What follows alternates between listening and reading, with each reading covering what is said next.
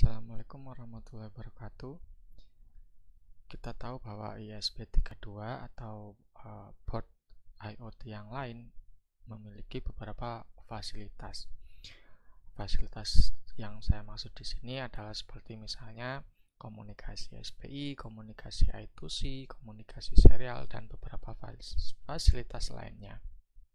Nah, fasilitas-fasilitas tersebut terkadang atau kita cukup sering gitu ya, atau kadang belum bisa kita manfaatkan secara langsung.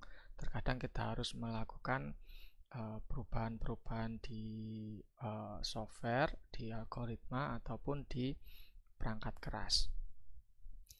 Karena memang ada library yang memang disediakan untuk mengakses beberapa fasilitas tersebut, dan library tersebut kita kesulitan untuk memodifnya gitu. Jadi yang perlu kita lakukan ya kita harus merubah atau mengubah rangkaian hardware-nya. Contohnya adalah ketika kita ingin memanfaatkan fasilitas SPI di ESP32, ya seperti ini misalnya. Kita ingin memanfaatkan fasilitas SPI di ESP32 untuk mengakses sensor BT RTD BT100 misalnya. Nah, untuk mempermudah mengakses itu, kita membutuhkan sebuah board yang disebut MAX31865. Nah, board ini menyediakan komunikasi datanya itu adalah SPI. Jadi dia harus diakses gitu ya, diakses oleh oleh komunikasi SPI atau fasilitas SPI di ESP32 atau di board IoT yang lain. Nah, itu satu SPI ya, satu SPI digunakan oleh satu MAX31865. Secara teori kalau kita ingin menambah board lagi atau menambah device lagi yang komunikasinya itu adalah SPI, secara teori kita bisa mengubahnya di perangkat kerasnya ya gitu ya, perangkat keras di perangkat lunaknya. Tapi karena library yang digunakan itu tidak bisa kita ubah, sehingga yang perlu kita ubah adalah perangkat kerasnya, bukan perangkat lunaknya, bukan algoritmanya. Nah, di video ini saya ingin menyampaikan kita atau berbagi teknik yang bisa kita gunakan untuk mengakses lebih dari satu sensor BT100 di satu kanal atau di satu channel SPI.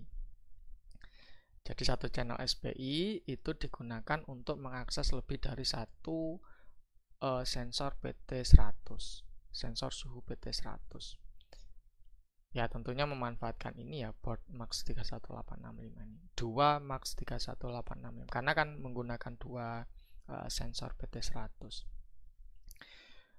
Nah, jadi untuk hardware-nya itu saya menggunakan seperti ini hardware-nya, rangkaiannya kurang lebih seperti ini. Jadi di sini memanfaatkan IC ini ya, optocoupler ya, kalau nggak salah 4N25. Intinya optocoupler 4 pin. Ini warnanya hitam ya, warna fisik komponennya itu warnanya hitam, punya 4 kaki, 1, 2, 3, 4. Nah, ini kita memanfaatkan dua komponen ini. Ya prinsip kerja hardware-nya. Jadi saya sampaikan dulu di sini. Jadi karena kita menggunakan dua MAX31865 dan pastinya dua sensor BT100, satu MAX31865 untuk satu BT100, untuk satu sensor BT100. Ini juga nanti dihubungkan ke RTD BT100, ini dihubungkan ke sensor RTD BT100 juga. yang kita ubah sebenarnya ini di video sebelumnya sudah saya sampaikan rangkaiannya gitu ya, rangkaiannya.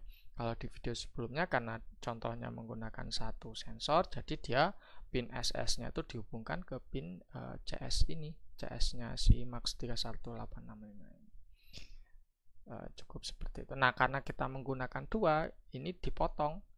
Jadi SS-nya nanti pin SS di ESP32 ini harus dihubungkan ke pin 29 optocoupler.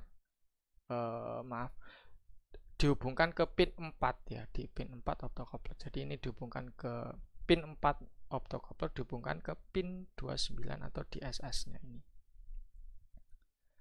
Ya, dihubungkan ke sini. Nah, dihubungkan ke sini, optocoupler kedua juga ya, optocoupler kedua juga dihubungkan sama jadi satu. Terus untuk pin 3 nya itu kita hubungkan ke pin CS MAX 31865 yang pertama, yang optocoupler 2 CS2 ini pin 3 di optocoupler kedua ini itu dihubungkan ke pin CS2 yang ada di MAX 31865 yang kedua ini. Nah, untuk yang pin kedua itu kita groundkan jadi satu. Untuk yang pin 1 di optocoupler pertama itu dihubungkan ke GPIO 26 nya si ESP32. Ini juga untuk optocoupler yang kedua itu pin satunya yaitu dihubungkan ke GPIO 27 nya si ESP32. Jadi hardware-nya seperti ini. Nah, untuk yang ini pin CLK, SDO, SDI di MAX 31865 yang kedua itu ya dihubungkan sama CLK, itu dihubungkan ke pin 30-nya si ESP32, SDO-nya dihubungkan ke pin 31-nya ESP32, SDI-nya dihubungkan ke pin 37-nya si ESP32. Ya, jadi satu sama. Jadi satu. Yang tidak dijadikan satu itu adalah pin CS di MAX 31865 dan CS di yang MAX 31865 yang kedua ini. Itu tidak dijadikan satu, tidak langsung dihubungkan ke ESP32 tapi dihubungkan ke optocoupler terlebih dahulu. Jadi hardware-nya kurang lebih seperti ini. Jadi nanti nanti kita gantian mengakses sensor RTD BT100 nya itu gantian melalui apa? Melalui GPIO 26 ini. Kita kasih logika 1, maka optocoupler 1 akan aktif gitu ya. Ini kita kasih 0, harus gantian 1 0 0 1. Jadi untuk mengaktifkan sensor agar berkomunikasi dengan ESP32 itu kita perlu memberikan logika high di GPIO 26 atau GPIO 27. GPIO 26 untuk mengaktifkan sensor yang ada di sini, yang pertama ya, MAX 31865 pertama. GPIO 27 untuk mengaktifkan MAX 31865 yang kedua ini. Kita kasih satu, optocoupler pertama aktif, maka nanti pin SS-nya itu akan terhubung dengan pin CS1 sehingga dia akan berkomunikasi dengan ESP32. Ini kita kasih 0. Kita kasih 0, ini tidak aktif ya. Pastinya tidak akan mengirim data ke ESP32 karena ini tidak aktif. Jadi yang aktif ini. Nah, untuk mengaktifkan ini ya gantian, ini 1, ini 0. Baru dia akan mengirimkan data ke ESP32. Yang ini tidak, karena kan dia dapat 0. Nah, kurang lebih hardware-nya atau perangkat kerasnya seperti ini. Terus untuk yang lainnya ini saya pikir di video sebelumnya sudah ada penjelasannya ya. Ini hanya memodif rangkaian yang sebelumnya karena menggunakan menggunakan dua sensor, sehingga kita perlu dua optocoupler agar cukup menggunakan satu komunikasi atau cukup menggunakan satu fasilitas SPI di ESP32 saja. Oke, kurang lebih hardware-nya seperti ini. Kalau perangkat lunaknya, itu kurang lebih sama ya dengan yang sebelumnya, di video sebelumnya. Nah, nanti bisa kalian lihat di situ. Yang bedanya di sini sih di blog yang saya blog ini. Jadi karena memang ini yang lain sama, ini sama, karena memang menggunakan dua gitu ya, menggunakan dua sensor tapi memanfaatkan satu fasilitas SPI. Jadi kita